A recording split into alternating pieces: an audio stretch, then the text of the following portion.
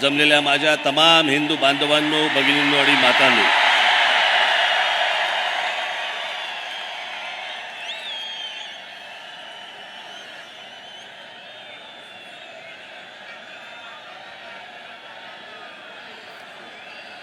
मला कल्पना आहे की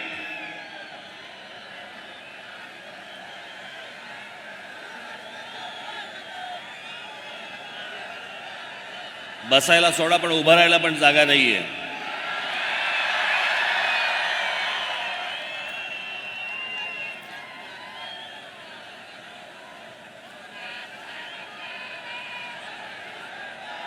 माझी आपणा सर्वांना नम्र विनंती आहे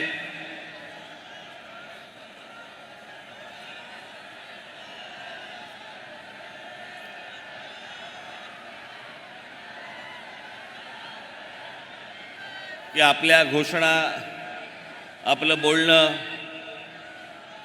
हे जर थांबलं तर मला अनेक विषय आपल्याशी आज बोलता येतील. मी आता येत असताना बाहेर देखील आज अजून हजारो लोक आहेत बाहेर की त्यांना आतमध्ये येता येत नाहीये कारण आतमध्ये जागाच नाहीये.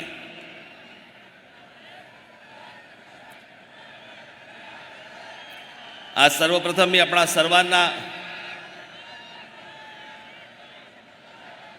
1 मेच्या महाराष्ट्र दिनाच्या सर्वांना मनपूर्वक शुभेच्छा देतो. कामगार दिनाच्या मनपूर्वक शुभेच्छा देतो आणि बोलायला सुरुवात करतो.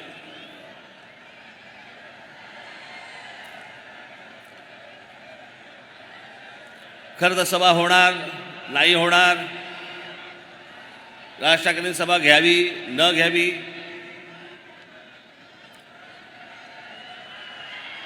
सभेला परवानगी मिळणार नाही मिळणार,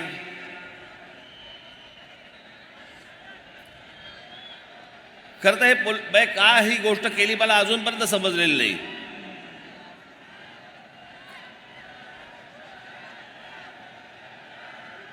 मी महाराष्ट्राच्या कुठच्याही कोपऱ्यामध्ये जरी मी समजा सभा घेतली असती तरी दूरदर्शनवरनं तुम्ही पाहिलंच असतं ना.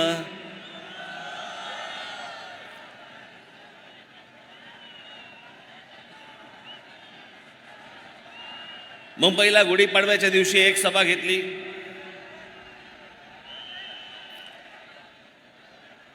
त्याच्यानंतर त्या सभेनंतर बरेच जण बडबडायला लागले.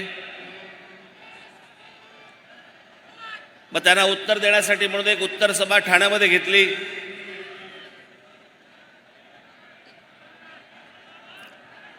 खरं तर 2च सभा मी घेतल्या.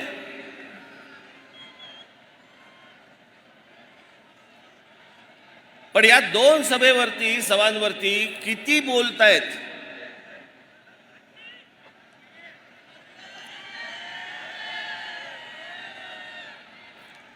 आणि मग ही ज्यावेळेला ठाण्याची सभा ज्यावेळेला झाली त्यावेळेला माझ्या दिलीप धोत्रेंनी मला फोन केला.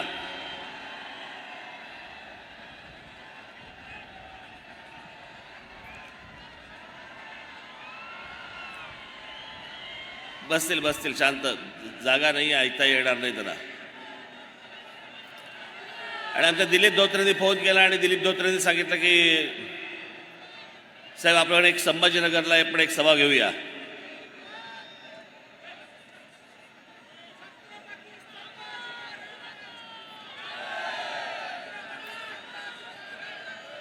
आणि म्हटलं हा तर संभाजीनगर हा तर महाराष्ट्राचा मध्य.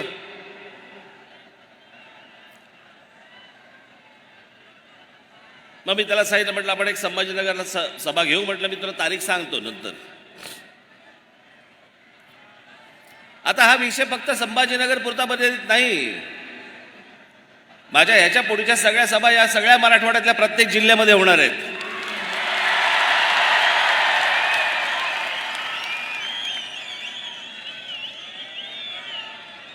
तसंच विदर्भातही जाणार आहे.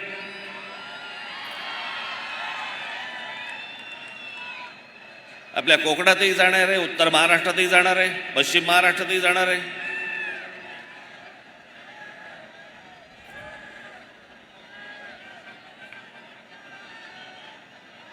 पण या सभांना आडकाठी आणून काहीच होणार नाही. मी कुठेही बोललो तरी ते लोकांपर्यंत पोहोचणारच आहे.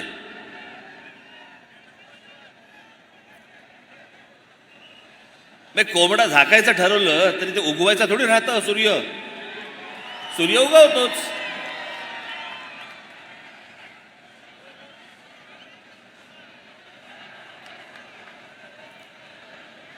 पण आज या ऐतिहासिक संभाजीनगरमध्ये जी काय उरली सुरली जी काय आहे ती म्हटलं आता जरा संभाजीनगरमध्ये काढू.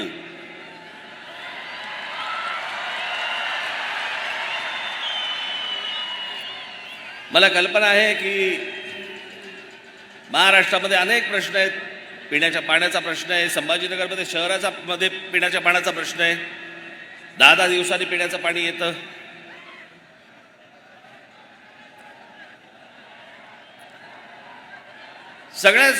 सगळेच अडचणी आहेत. सगळेच प्रश्न प्रलंबित आहेत.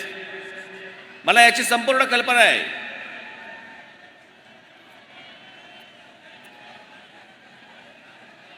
पण आजचे जे काही प्रमुख विषय आहेत या प्रमुख विषयांना धरून मी आजचं तुमच्याशी बोलणार आहे.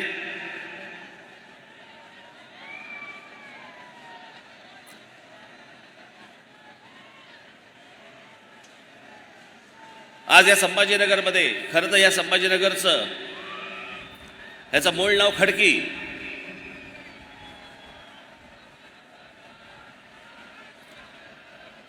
आपल्या दोन्ही राजधान्या इथल्याच.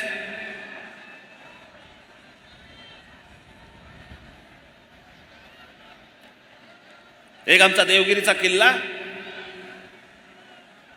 आणि त्याच्या अगोदरची आमची पैठण.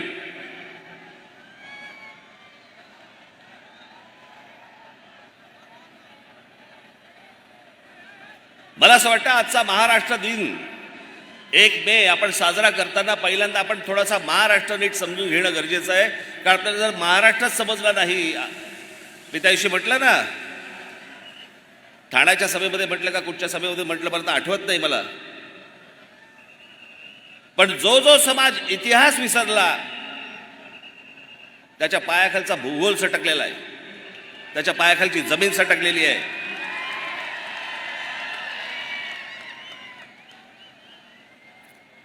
आणि म्हणून मला असं वाटतं की थोडासा इतिहास आपण समजून घेणं गरजेचं आहे की आपण कोण आहोत. आपण महाराष्ट्राचे आहोत. आपण मराठी आहोत.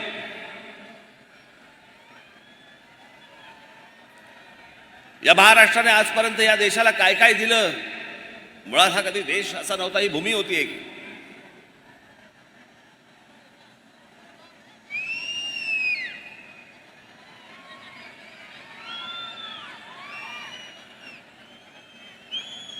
पण आमच्या ज्ञानेश्वर गेल्यानंतर ज्या वेळेला अल्लाउद्दीन खिलजी ज्या वेळेला महाराष्ट्रामध्ये इथे आला,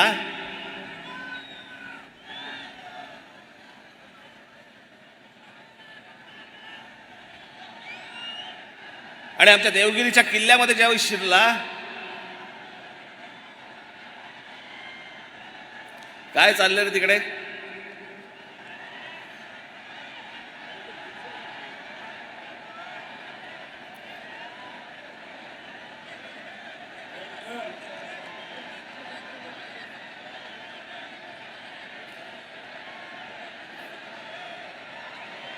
जर कोणी टाळकी जर काही गडबड करायला आली असेल तिथल्या तिथे हाणा.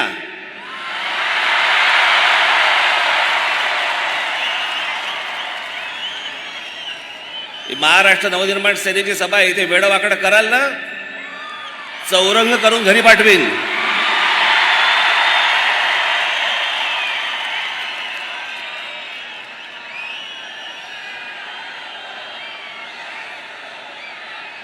बसा बसा. लगेच बघायला लागले काय झालं काय झालं. काय नाही झालं. बसा.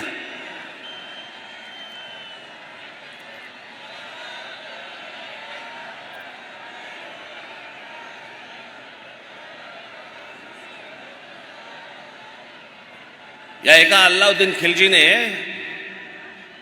1 लाख लोक घेऊन येतोय म्हणून सांगितलं. रामदेवराव यादव आमचा राजा बेसावत राहिला. आमच्या किल्ल्यामध्ये फितुरी झाली.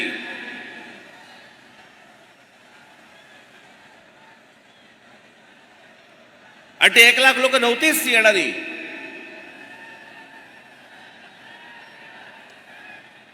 आलेले लोक काही हजारात होती. मी ज्यावेळेला हा इतिहास ज्यावेळेला वाचतो त्यावेळेला मला कळतं. नाही तर आजच्या सोशल मीडियावरती आपल्याला बघतो ना आपण, अल्लाउद्दीन खिलजीचं सैन्य येत आहे, ही महाराष्ट्रातली पहिली फेक न्यूज. आपण फेक न्यूज हल्ली फक्त व्हॉट्सअपवरती बघतो. वाटेल ते देतात, वाटेल ते सांगतात.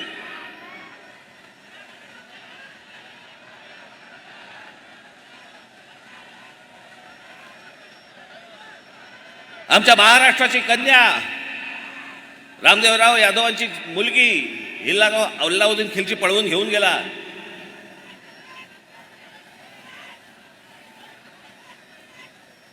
महाराष्ट्रामध्ये अंधकार पुढचे साधारणपणे 400 वर्ष महाराष्ट्र खितपत होता.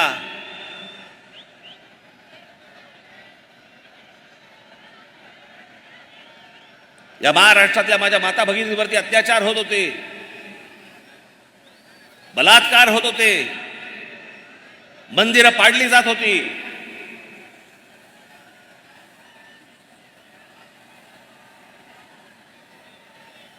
याच पैठणीला आमच्या एकनाथ महाराजांनी तेव्हा तिथे आरोळ दिली, दार उघड भैये दार उघड. हे नाही पाहत आता पावत.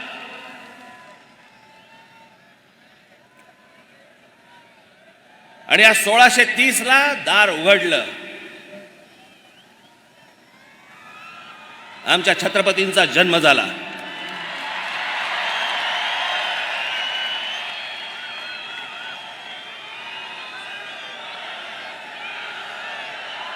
स्वाभिमानाने कसं जगायचं असतं आणि काय जगायचं असतं हे आमच्या राजाने शिकवलं.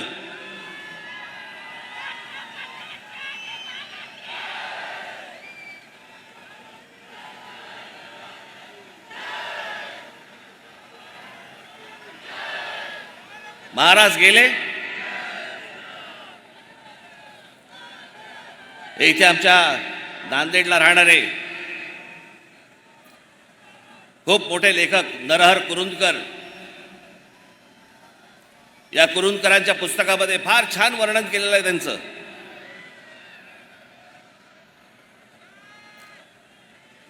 छत्रपती शिवाजी महाराज म्हणजे कोण होते. आपण फक्त काय विचार करतो, अफजल खानाचा कोथळा पाडला, शाहिस्ते खानाची बोटं छाटली, आग्र्यावरून तिथून निसटले. पण केवळ 50 वर्षाचं आयुष्य, 50 वर्षाचं आयुष्य, इतका मोठा हा राजा, हा बादशाह औरंगजेब, हा शिवाजी महाराजांना तिथून निसटल्यावरती मारण्यासाठी म्हणून इथे आला, सगळं काही सोडून. महाराष्ट्रामध्ये औरंगजेब आलाय 1681 साली आणि महाराजांचा मृत्यू झालाय, महाराजांचं निधन झालंय 1680 साली. औरंगजेबाला माहित नव्हतं का की ज्याच्यासाठी म्हणून आपण महाराष्ट्रामध्ये चाललेलो आहोत तो माणूसच राहिलेला नाहीये, आपण कशासाठी चाललोय. तरी पुढची 27 वर्ष हा औरंगजेब या महाराष्ट्रामध्ये इथे राहिला आणि इथं मेला. 27 वर्ष परत कधी आग्र्याला गेलेला नाहीये. इथे संभाजीराजे त्यांच्याशी लढले, संताजी धनाजी लढले, राजाराम महाराज लढले, ताराराणी साहेब लढल्या.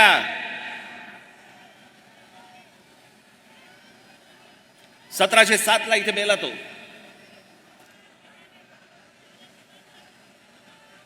औरंगजेबाने जी पत्र पाठवलेली आहेत ना, ती जी पत्र पाठवलेली आहेत त्या पत्रामध्ये तो कोणाचाही उल्लेख नाही करत. त्या पत्रामध्ये फक्त उल्लेख करतोय शिवाजी अजून मला छळतोय. ती जी प्रेरणा आहे ज्याच्यावरती हे सगळे लढतायत त्या प्रेरणेला तो शिवाजी म्हणतोय. तो वेडा नव्हता, खुळा नव्हता. त्या औरंगजेबाला फक्त कळलं होतं की शिवाजी व्यक्ती नाहीये, शिवाजी हा विचार आहे.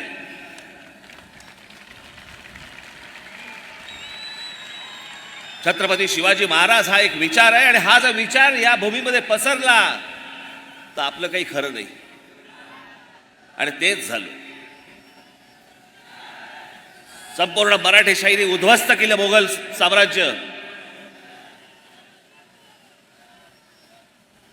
आज पाकिस्तानामध्ये असलेला तो अटोक किल्ला, ज्याला आपण म्हणतो ना अटके पार झेंडे फडकवले मराठ्यांनी, तो अटोक किल्ला, तिथे भगवी पताका फडकली. हा संपूर्ण मराठेशाहीचा इतिहास आपण विसरलो. आम्हाला काहीच माहित नाही. आम्ही फक्त पुण्यतिथी आणि जयंत्या फक्त साजऱ्या करतोय आम्ही महापुरुषांच्या.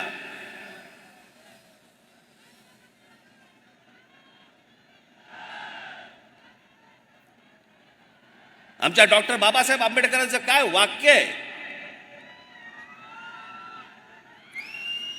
ते म्हणाले आमच्या लोकांच्या अंगामध्ये म्हणे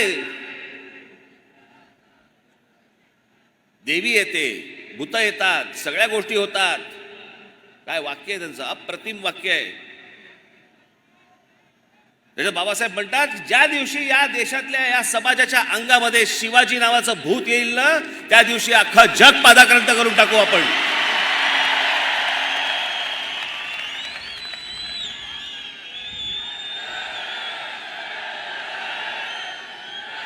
आमच्या अंगात शिवाजी आला पाहिजे. ही आमची मराठेशाही, हा आमचा महाराष्ट्र.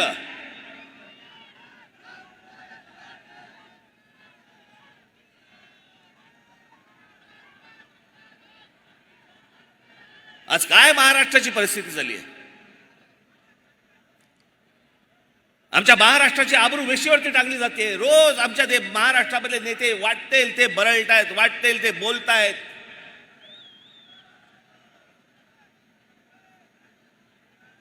पुढच्या येणाऱ्या ज्या पिढ्या आहेत, आज जे लहान कच्ची बच्ची जे आहेत, ते राजकारणाकडे बघताना, राजकारण्यांकडे बघताना काय शिकत असतील. हे जे टेलिव्हिजनवरती रोज एक चॅनलवरती जे चालतंय, हे राजकारण आहे. हा आपला महाराष्ट्र आहे. ज्या महाराष्ट्राने या देशाला विचार दिला, समाजवादाचा विचार या महाराष्ट्रात गेला, बुद्धिझमचा विचार या महाराष्ट्रात गेला, हिंदुइझमचा विचार या महाराष्ट्रात गेला, कम्युनिझमचा विचार या महाराष्ट्रात गेला. हा महाराष्ट्र चढपडतोय. आणि ह्यांच्या सगळ्यांचे सगळं काय जे रोजच्या रोज जे बोलतात ते आम्ही हसण्यावर घेतोय. रोजच्या रोज आमचा महाराष्ट्र खड्ड्यात जातोय. याच्यासाठी महाराष्ट्र दिन साजरा करायचा आहे आम्हाला, की ज्यातनं आम्ही काही प्रेरणाच घेणार नाही आहोत, ज्यातनं आम्ही काही बोधच घेणार नाही आहोत. सर्वात जास्ती समाज सुधारक या महाराष्ट्राने दिले, विचारवंत या महाराष्ट्राने दिले. एक गोष्ट अशी नाही की जी महाराष्ट्रामध्ये कधी जन्माला नाही आली, महाराष्ट्राने इतरांना दिली. आणि आज काय महाराष्ट्राची हालत करून ठेवली आपण. आई बहिणीवरनं शिव्या घालतायत. कोणी मुद्द्याचं बोलायलाच तयार नाहीये. सगळेजण मुद्द्यावरती बोलतायत. आम्ही काय शिकवतोय तरुणांना? हुल्लडबाजी. याचं कारण आमचं लक्षच नाहीये.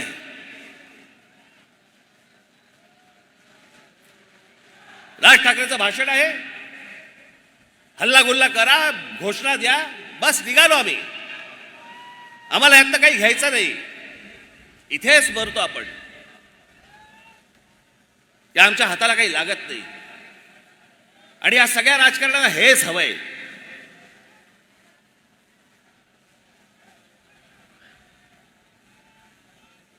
माझी 2 भाषणं काय झाली, त्याच्यावरती सगळे काय फडफडायला लागले.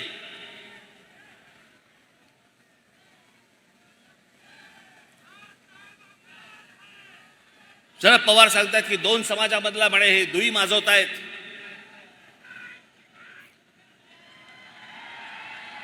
हे महाराष्ट्र आणि देशासाठी म्हणे योग्य नव्हे. मी दुई माजवतोय. पवार साहेब, आपण जाती जातीमध्ये जे भेद निर्माण करताय ना, त्याने दुही माजती आहे.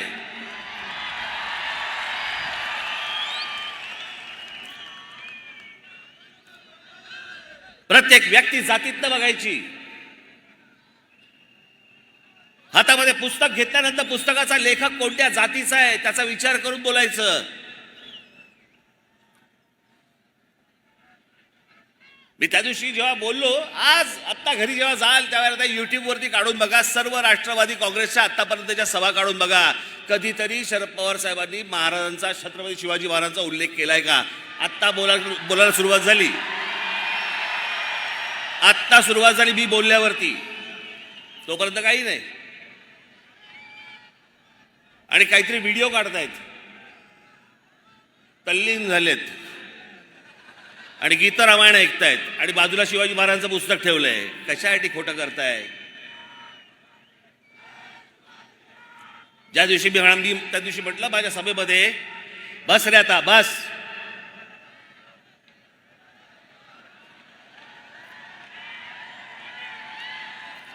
त्या दिवशी जेव्हा मी म्हटलं की शरद पवार साहेब हे नास्तिक आहेत, लागलं, झोमलं.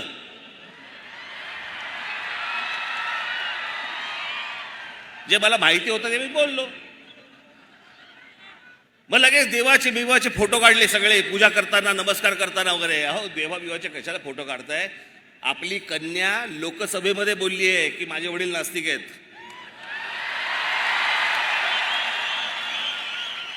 आता याहून अधिक काय पुरावा देऊ मी?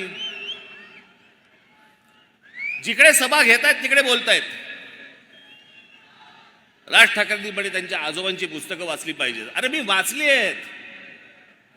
पवार साहेब, तुम्हाला अपेक्षित असलेल्या गोष्टी फक्त तुम्ही वाचलेल्या आहेत. अख्खी पुस्तकं वाचा, संदर्भात सहित वाचा, मग तुम्हाला कळेल.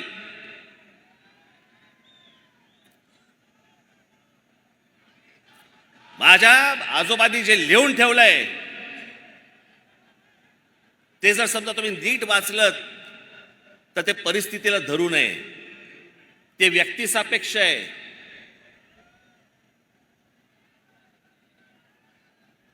जातीपातीमध्ये भेद निर्माण करणारा नव्हे.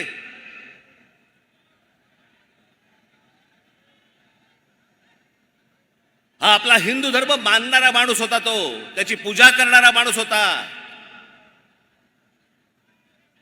या धर्मामधल्या ज्या चुकीच्या गोष्टी होत्या त्या चुकीच्या गोष्टींवरती बोट दाखवणारा माणूस होता की हे गोष्ट होता का बरे.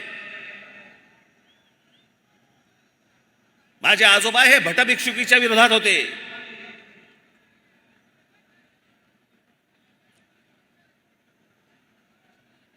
धर्म मानणारा माणूस होता. म्हणून मी आज पवार साहेबांसाठी काही संदर्भ आणलेत.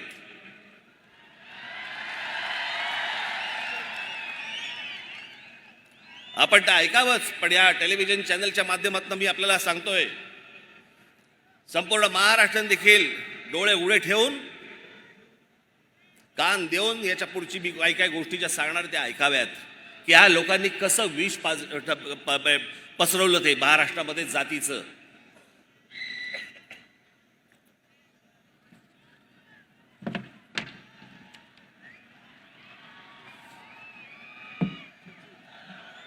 मी प्रबोधनकारांच्या काही पुस्तकं आणि त्यातले संदर्भ खास करून पवार साहेबांना सांगण्यासाठी म्हणून इथे लिहून आणलेत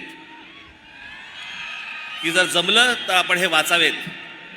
पवार साहेब, माझ्या आजोबांचं पहिलं पुस्तक आहे माझी जीवनगाथा. म्हणजे पहिलं पुस्तक म्हणजे शेवटचं पुस्तक त्यांचं, पण त्यांचं चरित्र आहे. त्याच्यामध्ये पान क्रमांक 101 वरती हिंदू धर्माच्या प्रचाराबाबत केलेलं काम आणि ख्रिश्चन मिशनरींना विरोध म्हणून हिंदू मिशनरी चळवळ स्थापन करणारा माझे आजोबा होते.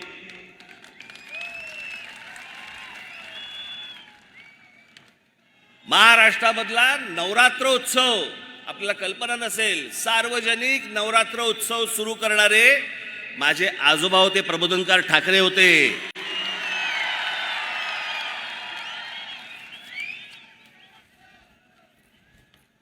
त्यांचं एक पुस्तक आहे ऊठ मराठ्या ऊठ. या पुस्तकामध्ये हिंदू धर्मीयांवरच्या अत्याचाराबाबतची माहिती आहे. पवार साहेब जरूर वाचा. प्रबोधन मधील प्रबोधनकार यांचा खंड क्रमांक 1 प्रतापगडावरच्या भवानीवरचं संकट हे वाचा, रायगडचे ग्रामण्य वाचा, राष्ट्रसेवा हिंदूंचा राजधर्म वाचा. आपल्याला जेवढं पाहिजे ना तेवढंच वाचू नये. हे जे विष या माणसाने जे कालवलं ना, मी जे सतत सांगतोय की राष्ट्रवादीचा जन्म झाल्यानंतर महाराष्ट्रामध्ये जातीपातीचं राजकारण मोठ्या प्रमाणावरती सुरू झालं. जात प्रत्येक जण मानत होता, जात प्रत्येकाला प्रिय होती, पण दुसऱ्या जातीबद्दलचा द्वेष हा राष्ट्रवादी काँग्रेसच्या जन्मानंतर सुरू झाला.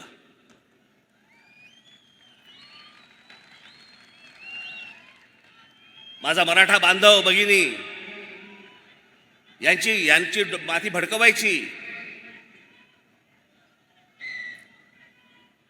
मग कोणतरी जेम्स लेन सारखा एक माणूस उभा करायचा, मग त्यांनी काहीतरी पुस्तक लिहिलं, त्या पुस्तकामधले काहीतरी गोष्टी काढायच्या. आणि ज्या माणसाने संपूर्ण महाराष्ट्रात नव्हे तर देशात छत्रपती शिवाजी महाराज घराघरापर्यंत पोहोचवले, त्यांच्या वृद्धापकाळामध्ये पवार साहेबांनी आमच्या बाबासाहेब पुरंदरेंना त्रास द्यायला सुरुवात केली. कशासाठी? की ते ब्राह्मण आहेत म्हणून. पवार साहेबांना मला एकच गोष्ट सांगायची आहे, हा राज ठाकरे आहे ना, आमचं घर, आमच्या घरामध्ये आम्हाला कधी जातपात शिकवली नाही, आम्हाला जातपात माहिती नाही, आम्ही जातपात कधी बघत नाही आणि आम्हाला जातीपातीशी काही देणं घेणं नाही. मी ज्याच्याकडे जातो ती व्यक्ती त्या व्यक्तीकडे जातो. मी जात बघून जात नाही, जात बघून पुस्तकं वाचत नाही. तुमच्या मतांच्या राजकारणासाठी हे सगळं ध्रुवीकरण करायचं जर एवढंच आहे तर मग रायगडावरची समाधी ही कोणी बांधली? आमच्या शिवछत्रपतींची समाधी जी बांधली गेली रायगडावरती कोणी बांधली? ही आमच्या लोकमान्य टिळकांनी बांधली. लोकमान्य टिळकांना आता तुम्ही काय ब्राह्मण म्हणून बघणार आहात का? लोकमान्य टिळकांनी ज्यावेळेला स्वतःचं पहिलं वर्तमानपत्र काढलं, त्या वर्तमानपत्राचं पहिलं नाव काय? मराठा.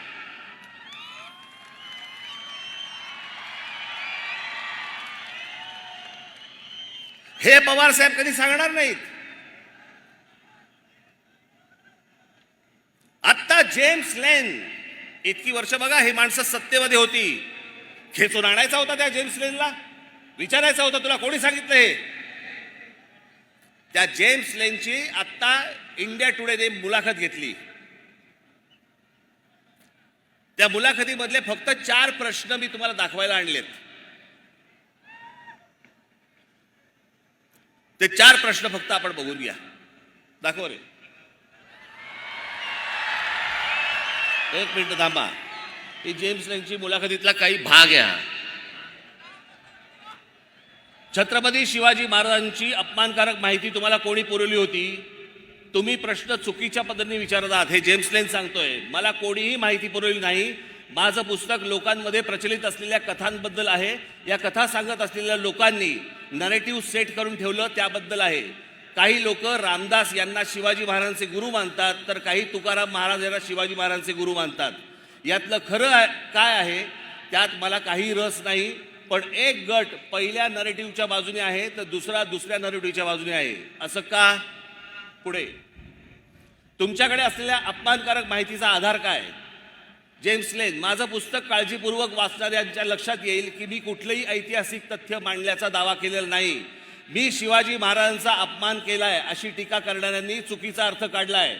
पुन्हा सांगतो, मी कथांबद्दल बोलतोय, इतिहासातील तथ्यांबद्दल नाही. पुढे या विषयाबाबत तुमचं बाबासाहेब पुरंदरेंशी बोलणं झालं होतं का? त्यांचं म्हणणं काय होतं? मी कधीही बाबासाहेब पुरंदरेंशी एका शब्दानेही बोललेलो नाही. पुढे महाराजांबद्दलचे अपमानकारक शब्द तुम्ही मागे घेतले ते कशामुळे? युक्तिवाद करताना मी पुरेशी काळजी घेतली नाही, त्याचा परिणाम इतरांना भोगावा लागला. ज्याच्यावरनं 10-15 वर्ष राजकारण केले या महाराष्ट्रामध्ये पवार साहेब तुम्ही, तो जेम्स लेन सांगतो मी कोणालाही भेटलेलो नाहीये. ते माझं ऐतिहासिक पुस्तक, माझ्या त्यामध्ये इतिहास नाहीये. तुमची केंद्रामध्ये सत्ता होती, तुम्ही कृषी मंत्री होतात, का नाही फरफटत आणला त्याला? का महाराष्ट्राची डोकी फिरवलीत? कशासाठी हे विष पाजलं तुम्ही लोकांना? कशासाठी विष पाजलं? नवीन वाद उकरून काढायचे. शिवाजी महाराजांचे गुरु रामदास स्वामी होते का नव्हते? रामदास स्वामींकडे परत तुम्ही जातीने बघणार आहात? रामदास स्वामी कधी बोलले की मी शिवाजी महाराजांचा गुरु होतो? की शिवाजी महाराज कधी बोलले की रामदास स्वामी माझे गुरु होते? म्हणून गुरु शिष्याचा नात्याचा काही संबंधच येत नाही.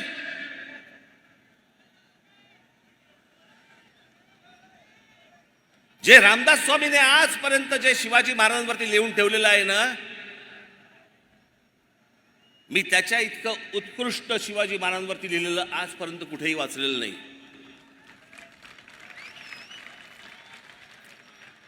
जे त्यांनी लिहून ठेवलंय ना, निश्चयाचा महामेरू, बहुत जनासे आधारू, अखंड स्थितीचा निर्धारू, श्रीमंत योगी, त्याच्यातल्या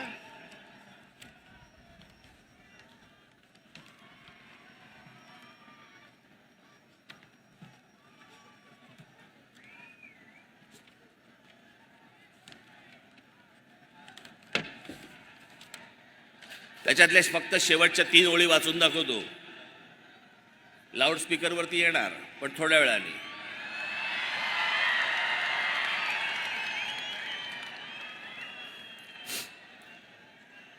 तुमचे देशी हे या ओळी येत नाहीत फारशा, पण हे मी तुमच्यासमोर पूर्ण वाचून दाखवतो, म्हणून मी त्यात फक्त शेवटच्या 3 ओळी वाचून दाखवतो. तुमचे देशी वास्तव्य केले परंतु वर्तमान नाही घेतले, ऋणानुबंध विस्मरण झाले काय नेणो, सर्वज्ञ मंडळी धर्ममूर्ती काय सांगणे तुम्हाप्रती, परी धर्म संस्थापनेची कीर्ती सांभाळली पाहिजे. उदंड राजकारण तटले तेणे चित्त विभागिले, प्रसंग नसता लिहिले क्षमा केली पाहिजे. रामदास स्वामी छत्रपतींना सांगतायत क्षमा केली पाहिजे. माफ करा, मला मी लिहिलंय तुम्हाला, पण मला माफ करा. गुरु शिष्याला लिहितो, कुठच्या शाळेतला शिक्षक जरा दाखवा मला. मी इतके वर्ष शिकलो, मला नाही आजपर्यंत आठवत कुठच्या शिक्षकाने मला माफी मागितली माझी. आणि ही माफी नाहीये, यात प्रेम आहे. हे जातीपातीच्या विषापासून तुम्ही सगळ्यांनी दूर राहणं गरजेचं आहे. या पवार साहेबांना हिंदू या शब्दाचीच मुळात ॲलर्जी आहे.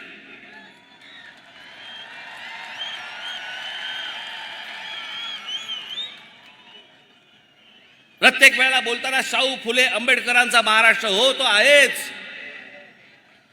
आमच्या शाहू फुले आंबेडकरांचा महाराष्ट्र आहे, पण त्याआधी आमच्या शिवछत्रपतींचा महाराष्ट्र आहे.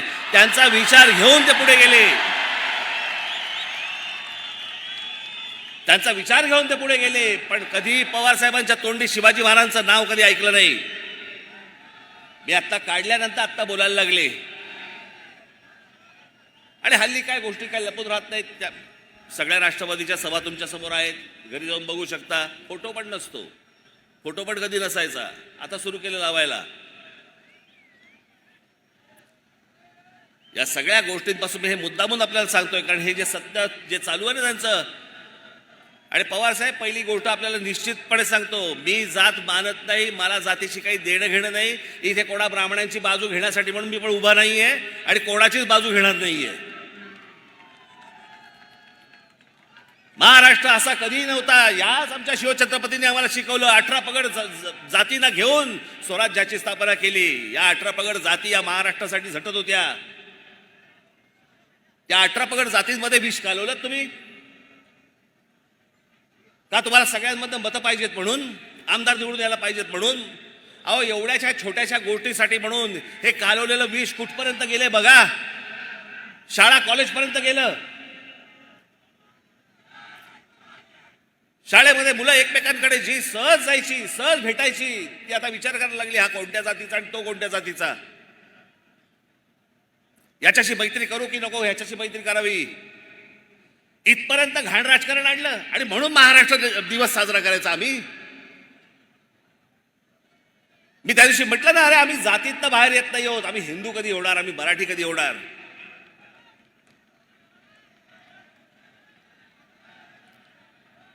आमच्याकडे जातीने विळखा घालून ठेवल्या सगळ्या गोष्टीला. याच्या उपर आम्ही बघायला तयार नाही आहोत. ज्या महाराष्ट्राने इतके उदात्त विचार या महाराष्ट्राने दिले, तो महाराष्ट्र जातीत सडतोय.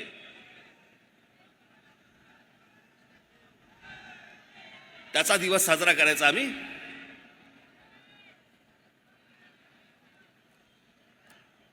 या महाराष्ट्रामध्ये अनेक गोष्टी आहेत. ह्या आता लाऊडस्पीकरचा विषय,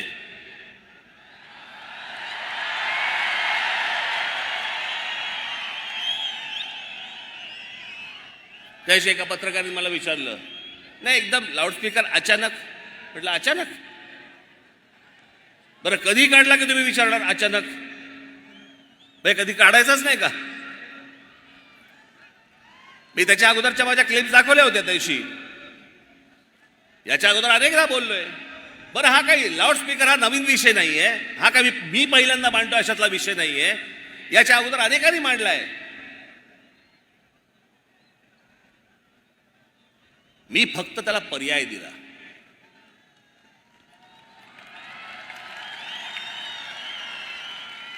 की लाऊडस्पीकर मशिदींवरचे लावून जर समजा तुम्ही गोंगाट करणार असाल तर त्या मशिदींच्या बाहेर आम्ही हनुमान चालीसा पढू, मोठ्याने लावू.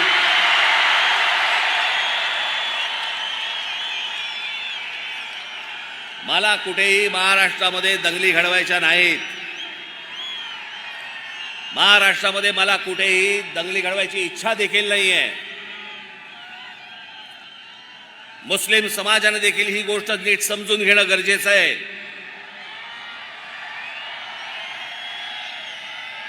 त्या दिवशी माझ्याकडे एक नाशिकला एक जण पत्रकार आले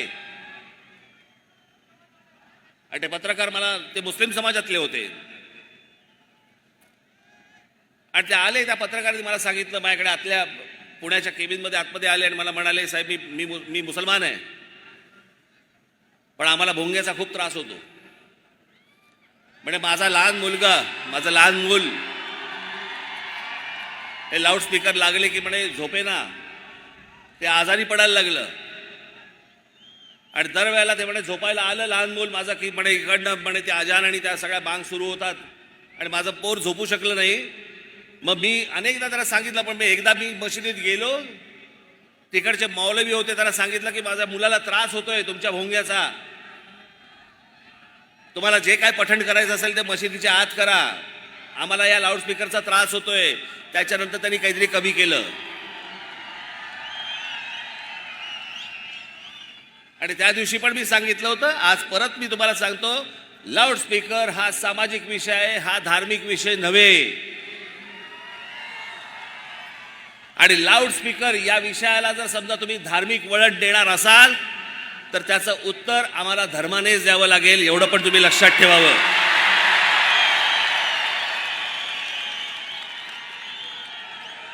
आमची इच्छा नसताना आम्हाला टोकाची भूमिका घ्यायला लावू नका. महाराष्ट्रामधली शांतता आम्हाला बिघडवायची नाही, इच्छाही नाही, गरजही नाही. परंतु जर समजा उत्तर प्रदेशमध्ये जर समजा लाऊडस्पीकर जर उतरवले जाऊ शकतात तर माझ्या महाराष्ट्रात का नाही उतरवले जाऊ शकत? सगळेच्या सगळे लाऊडस्पीकर हे अनधिकृत आहेत. सगळेच्या सगळे लाऊडस्पीकर अनधिकृत आहेत. सुप्रीम कोर्टाने सांगितलं पण आहे की स्थानिक पोलीस स्टेशनला किंवा त्यांना विचारल्याशिवाय तुम्ही लाऊडस्पीकर लावू शकत नाही, त्यांची परवानगी घ्यावी लागते. किती मशिदींकडे परवानगी आहेत?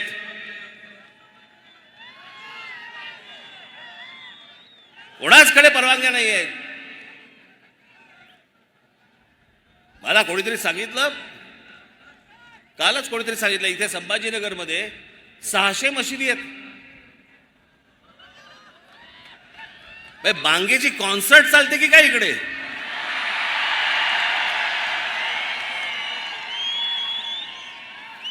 असं फक्त संभाजीनगरमध्ये नाही, अख्ख्या देशभर आहे.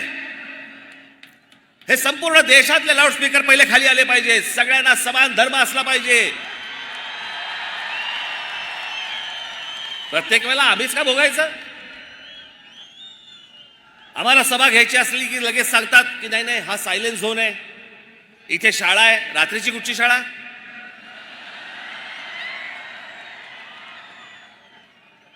हा सायलेन्स झोन आहे, इथे शाळा आहे, इथे मंदिर आहे, इथे सभा नाही घेऊ शकत.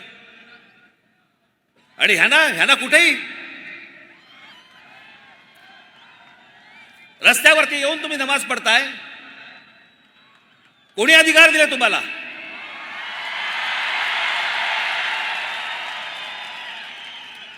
माझी शासनाला पण नम्र विनंती आहे, आज तारीख 1 आहे,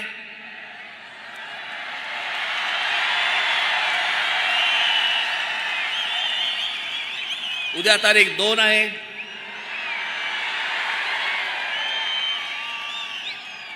तीन तारखेला ईद आहे,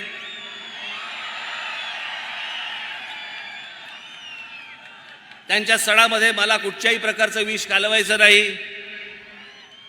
4 तारखेपासून ऐकणार नाही.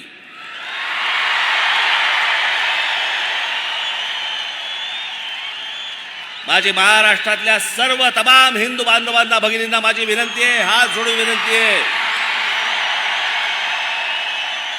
जिथे जिथे यांचे लाऊडस्पीकर लागतील त्यांच्या समोर दुप्पट आवाजाने तिथे हनुमान चालीसा तुमची लागलीच पाहिजे.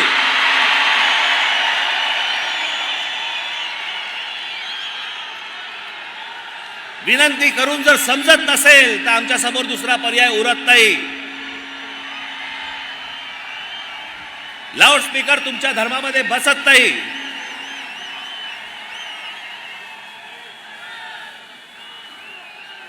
जे सुप्रीम कोर्टाचे नियम म्हणून सांगताय ना, त्या सुप्रीम कोर्टाच्या नियमामध्ये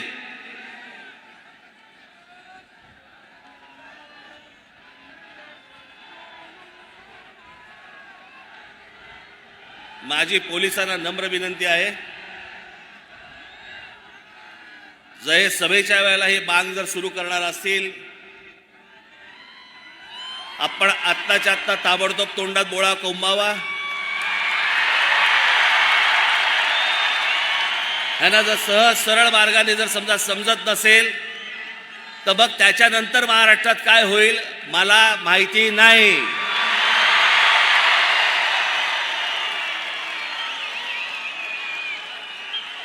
इथे जे कोणी पोलीस अधिकारी असतील त्यांना मी सांगतोय, आत्ताच्या आत्ता जाऊन हे पहिल्यांदा बंद करा.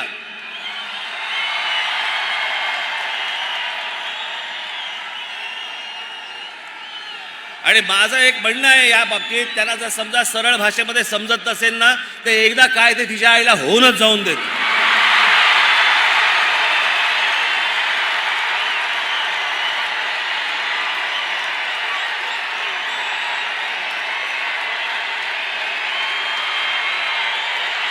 अजिबात शांत बसता कामा नये तुम्ही.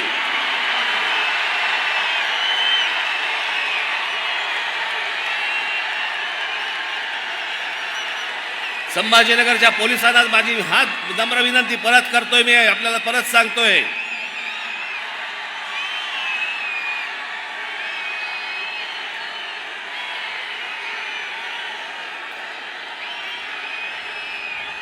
हे जर या पद्धतीने वागणार असतील, यांना जर सरळ सांगून जर समजा समजत नसेल तर महाराष्ट्राच्या मनगटामध्ये काय ताकद आहे ना ही यांना एकदा दाखवावीच लागेल. आणि म्हणून माझी पोलिसांना विनंती आहे की हे पहिल्यांदा थोबाडं बंद करा या लोकांची.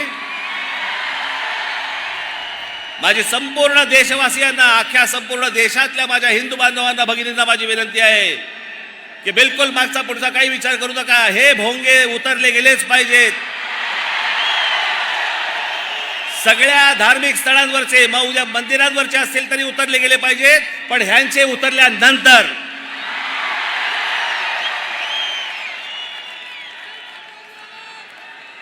आपण सगळेजण,